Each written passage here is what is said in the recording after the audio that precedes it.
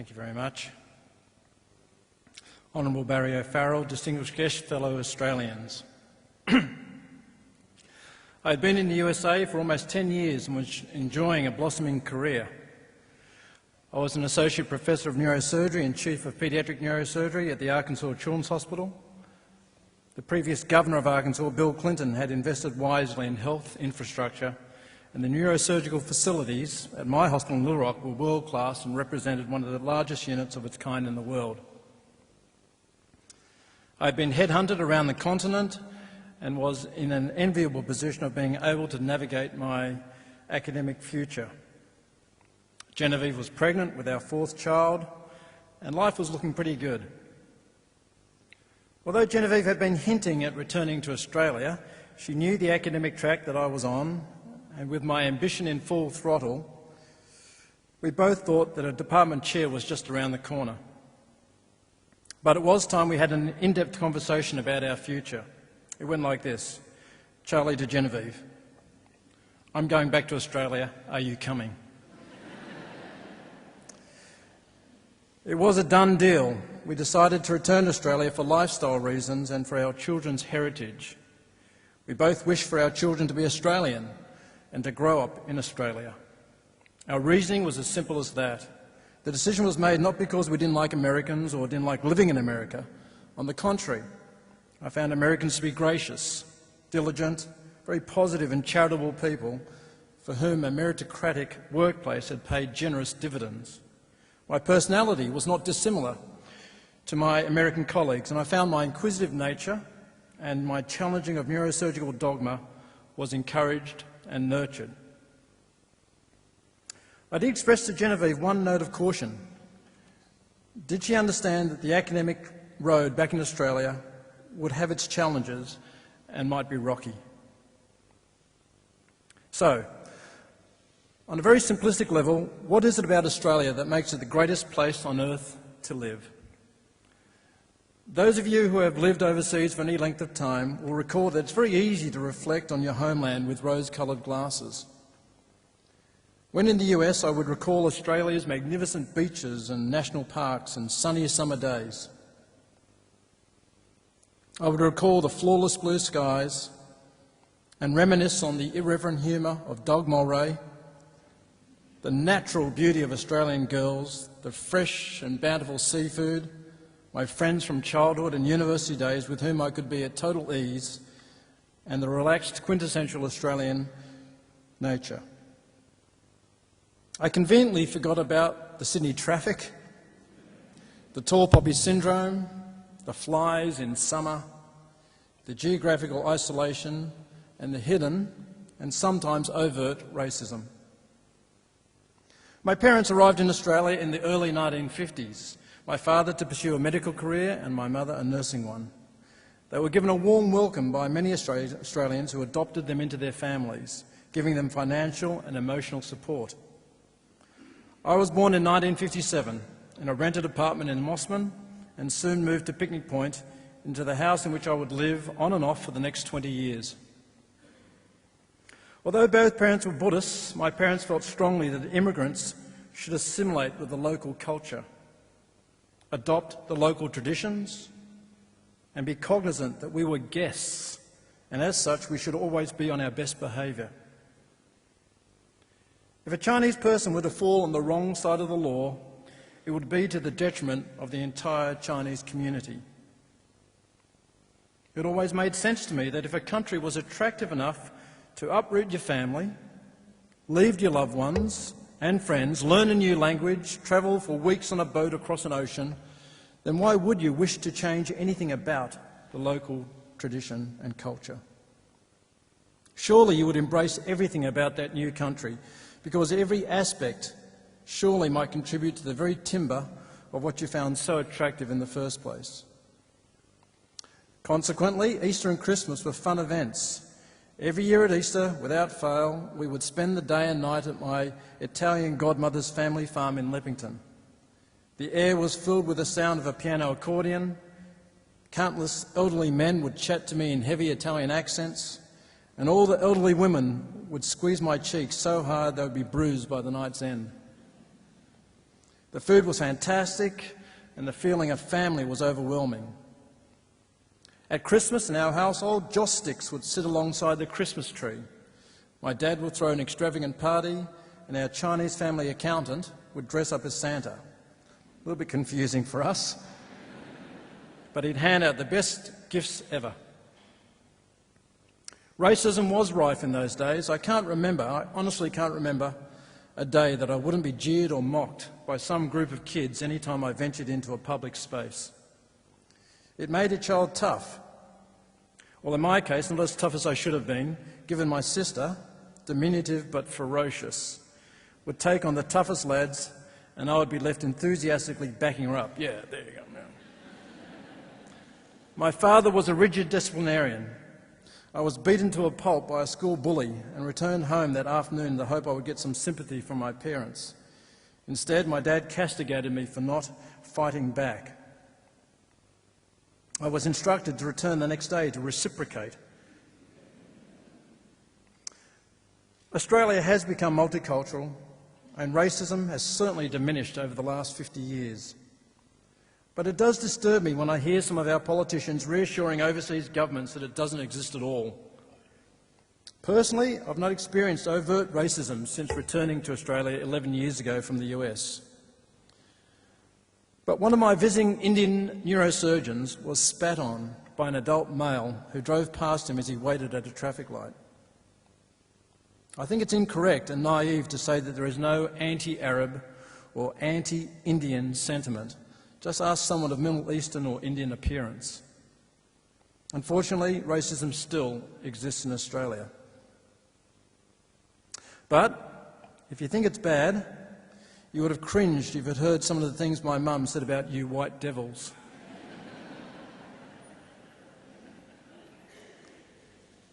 In my case, the lessons I learnt as a child to never give in without a fight, the strength that I gained in order to overcome the insecurity of being in a minority, and the overwhelming sense of fairness I acquired by experiencing such unfairness would influence how I would react to similar challenges in my professional life years later.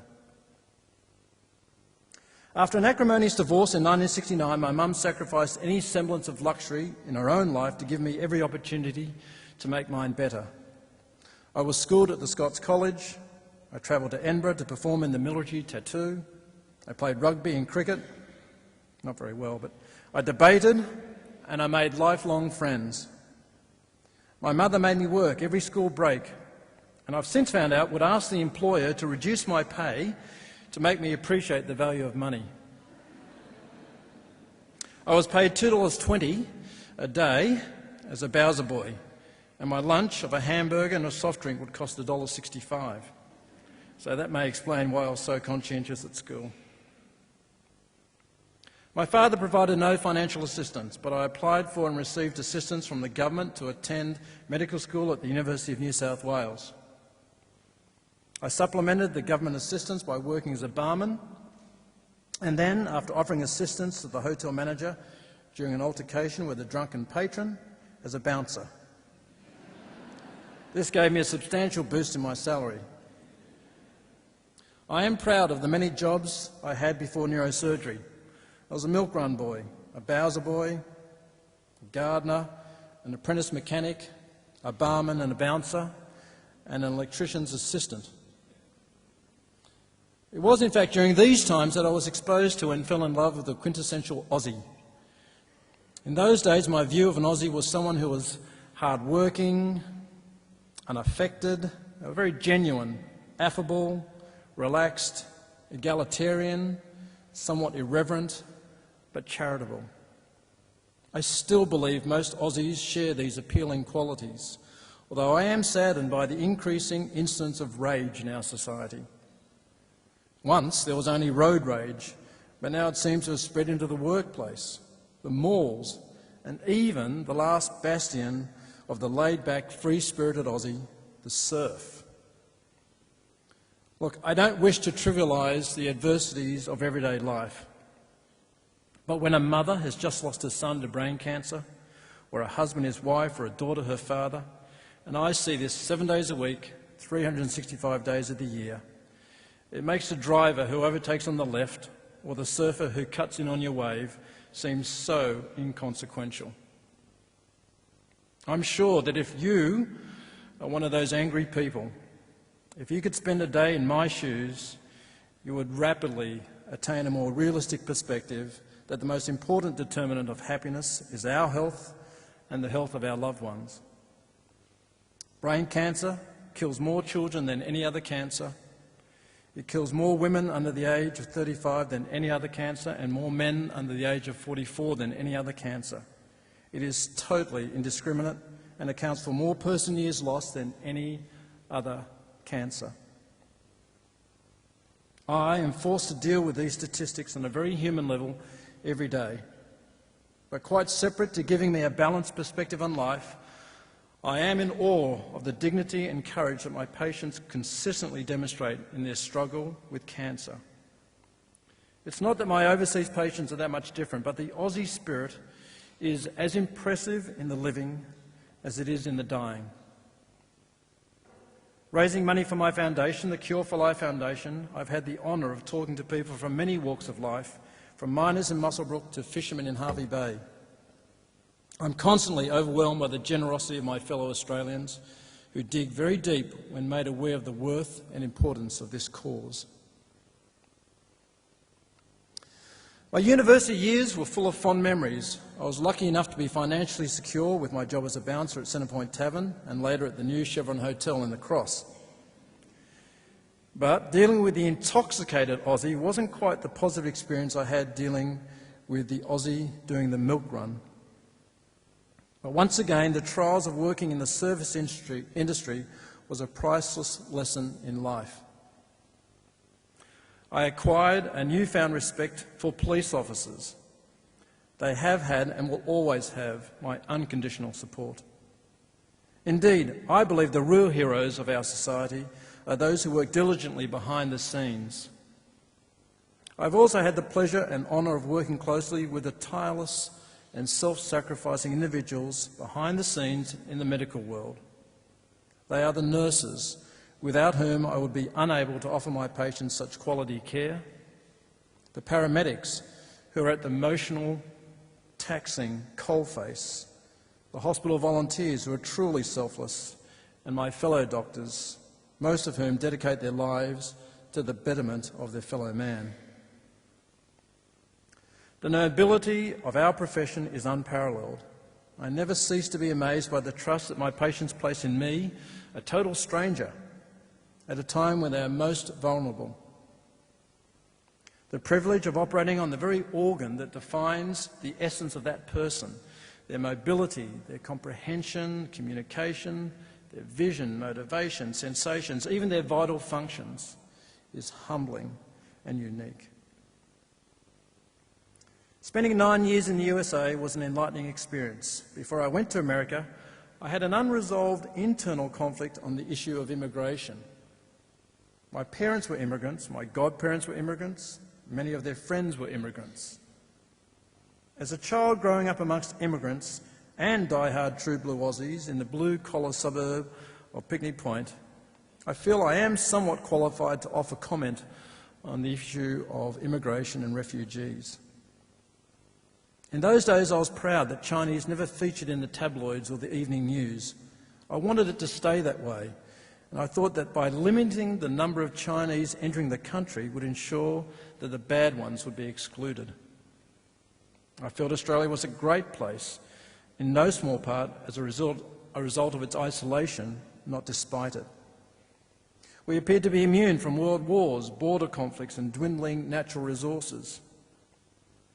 Why would you ruin this blissful isolation by allowing queue jumpers or potential criminals into our utopia? But more recently, my time in the USA made me reflect on how a country that was not that much older or bigger than ours had achieved such a standing on the world stage. In general, Americans were not more intelligent or diligent or talented than Australians. They have natural resources, but so do we. Their pioneers did it tough, but so did ours. They had a national pride, but so do we. But you speak to most Americans and they will be the first to concede the dependence of their economy on the hard-working immigrants such as the Mexican.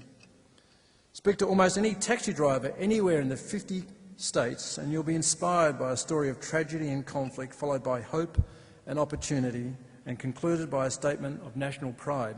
National pride in America, not their country of birth. Look, I don't know for sure. I don't think anyone knows for sure, but having lived in the US for 10 years, I would be hopeful that our country would benefit from immigration of peoples from countries of conflict or those subjected to political persecution who are simply seeking refuge from violence or a better life for their children. I believe Australia has a moral and social obligation to demonstrate a higher level of kindness to and acceptance of refugees. I don't know how this may be achieved, but I certainly know that both sides of the political fence are floundering. I would humbly suggest that a bipartisan approach would be the one step closer to a solution, and we need that solution now. The US does one other thing very well. It encourages scientific curiosity and innovation. After I completed my fellowship in paediatric neurosurgery and before I ended up in Arkansas, I wanted to return to my homeland. I wrote to every senior neurosurgeon in Australia whilst I was working in the USA in the hope that by sharing my dreams and relaying the magnificent experience I was getting in the US, that they would offer me a job back in Australia. Alas, the story was the same, only the names changed. Dear Charlie, I'm so pleased you're enjoying your time in Dallas. Unfortunately, there are no opportunities now or in the foreseeable future. It would be better for you to make your future over there. Kindest regards. But some reassured me that if I published at least 3 peer-reviewed articles every year, I'd be so well qualified academically that they would be obliged to give me a job back here. So I worked tirelessly for the next 10 years. I published 79 papers, wrote 27 book chapters, I made over 200 presentations and pioneered minimally invasive neurosurgical approaches. I was courted by industry, as well as many of the finest universities in the USA. I became a consultant for a German company that produces over 70% of the world's surgical instruments, who encouraged and rewarded my adaptation of precision technology to keyhole approaches. For my hard work, I was promoted to associate professor and interviewed for chairman positions at 2 very prestigious institutions. A senior Australian neurosurgeon, Dr. Bernie Kwok, a man of rare vision and integrity, visited me in Little Rock and was impressed with what he saw. He suggested I return to Australia with his blessing and his support. However, it became rapidly obvious that others would not share his vision for Australian neurosurgery. I don't know, maybe it was a tall poppy syndrome, maybe it was a conservatism of the profession. But when I was the only applicant for positions at 2 of the children's hospitals in both Melbourne and Sydney, the positions were withdrawn. Since returning, I've had obstacles placed in my way, but that hasn't lessened my resolve to offer the Australian public the latest and most innovative cancer treatment in the world. Don't get me wrong, the vast majority of doctors are caring and skilled, giving their patients the best treatments available. They are and should be held in high esteem. Unfortunately, a small number of doctors have forgotten the nobility of our profession, more concerned with their own empire building than patient care. They're confronted and insulted when patients simply ask for an explanation or a second opinion, unwilling to adapt to change and new treatment regimens, and failing to continue self-education. This kind of doctor should never be tolerated. A selection system that identifies a caring nature and a good communication and interpersonal skills in medical school applicants would be one step in the right direction. Although this would be difficult, we shouldn't give up finding a better way of selecting doctors and then nurturing their compassionate side. I am at an enviable stage in my professional life. With my international reputation, I am fortunate enough to be invited to lecture, operate, direct courses and spend time in foreign neurosurgical programs as a visiting professor. I see it as an opportunity to keep abreast of current trends in clinical medicine and basic science research, and in so doing, ensure that Australian patients with neurosurgical conditions are getting the very best the world has to offer.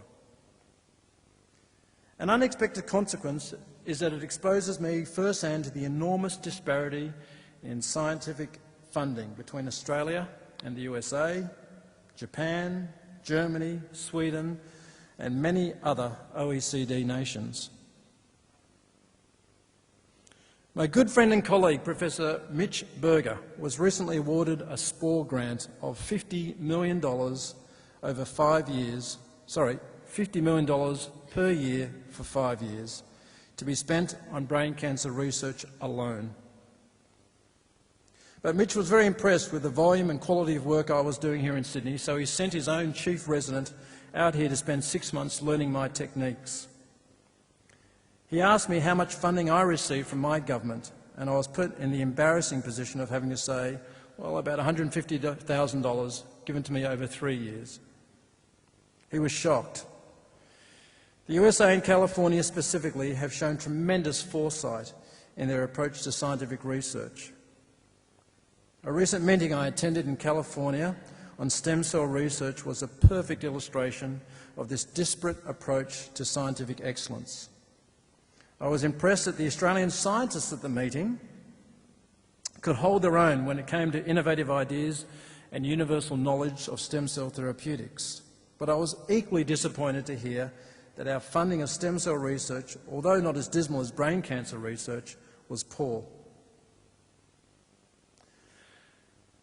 One of the greatest gifts to humanity given by Governor Arnie Schwarzenegger, well, maybe not on the same level as I'll Be Back, but was a $3 billion grant for stem cell research. Australia has a perfect opportunity to ensure our children and their children will see a bright future. The wealth generated by the current mining boom should be seen as an opportunity to build the foundations of the next boom, the mind boom. We have the scientists. We have some of the most inquisitive minds in the world. We clearly have the resources. All we need is the insight and foresight to put our resources to good use. Of course, this has long-term benefits in sustaining and growing our economy. And as I say, you don't need to be a brain surgeon to know this. Since returning to Australia, I've had the privilege of collaborating with some of the best scientific minds in the world. Dr. Kerry MacDonald, who heads the brain cancer wing of the Lowy Cancer Institute, Professor Phil Hogg at the University of New South Wales, and many others lead the world in their innovation and curiosity. They do so at times at the expense of their personal lives, with few accolades or acknowledgements and poor funding and remuneration. Many, unfortunately, have left for greener pastures. Many have been culled through lack of funding. These are the unsung heroes. These are the minds that will take Australia from being the greatest place to live to being simultaneously the greatest place to work. We have a history of being able to identify talent, nurture it and reward it. We've done it so well in the sporting arena. There is no reason why we can't do it in the scientific arena. Steve Waugh is an iconic Australian. At an early stage, his skills were identified and nurtured. He was rewarded by the Australian public as Australian of the Year and as an Officer of the Order of Australia.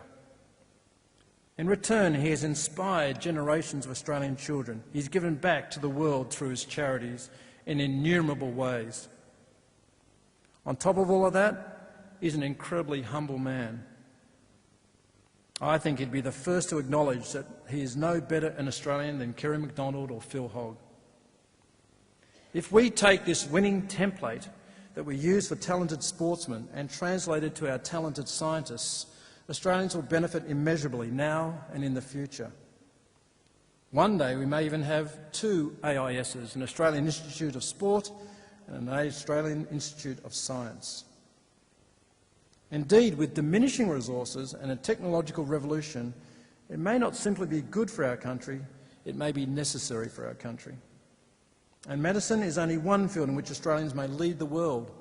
Recently, I've had the good fortune of being involved with Voiceless, an organisation that is campaigning to have animals treated with respect and compassion.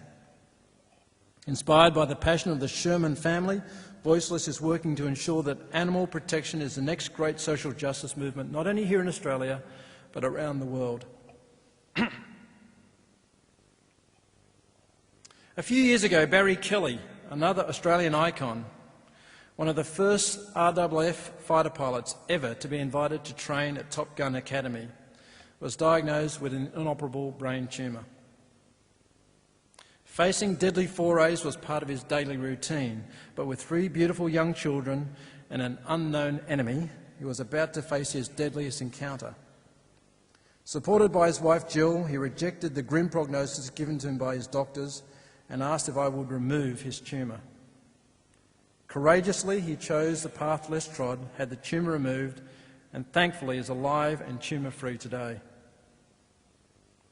In true Aussie spirit, not one to take and not give back, he has made the largest personal donation to the Cure for Life Foundation and continues to support brain cancer research passionately. But I am most indebted to Barry for asking me to join him in walking the Kokoda track. Initially, I saw it as an exercise in male bonding and just a bit of a physical challenge. But having walked the track with the Honourable Charlie Lynn, who explains the military history and significance of the track, I honestly believe it is an absolutely necessary part of being Australian. Kokoda serves as a cogent reminder of our responsibility to fellow Australians and fellow human beings. Our forefathers sacrificed their lives for our current way of life. Young boys lied about their age to fight for this country. The track is full of stories that illustrate the sacrifice, courage, endurance and mateship that contributed to the success of the campaign and the freedoms that we enjoy today. Australia is a great country. Although my professional career might have been smoother in the USA, my roots are here, the people with whom I relate best are here, and my future is here. Generations of Aussies before gave us the foundations on which we may construct an even greater nation, one that is both culturally and socially sensitive and tolerant, one that acknowledges a responsibility to our own people as well as our near and distant neighbours who are less fortunate than us, and a nation that identifies, nurtures and rewards scientific, economic, technological and environmental curiosity and innovation. We have the potential to reverse the preconception that one needs to go elsewhere for the best of anything such as medical care. I've had the privilege of teaching neurosurgeons from all over the world, including the Karolinska Institute in Sweden, and Johns Hopkins University, Stanford University, UCSF in America. Patients fly in from every continent to get the most minimally invasive neurosurgical procedures, and I'm able to disseminate that knowledge to surgeons from developing countries. I hope that I may serve as an example of what Australians may achieve with the support of fellow Australians. I reassure you that if we give our scientists the same support, emotionally and financially, Australia and the world will reap the benefits. So, I would like to see this Australia Day as a turning point. I want my fellow Australians, those who were born here and those who have immigrated here, to pause and think of the lives that have been sacrificed for what we take for granted today. I want everyone who finds themselves angry and intolerant to think first about the misfortunes of those who are less fortunate, such as those with cancer. I want anyone who has come from another country to embrace the Australian way of life. It has served us well. I want all Australians to see how immigrants have contributed to our nation and to appreciate that a rich and prosperous country such as ours has a moral and global responsibility to share some of those resources. Finally, I want to thank Australians for giving me professional and personal fulfilment, for believing in me when some of my colleagues didn't, for seeing a Chinaman as an Aussie, not as a foreigner, and for this wonderful opportunity to address the greatest nation in the world. Thank you.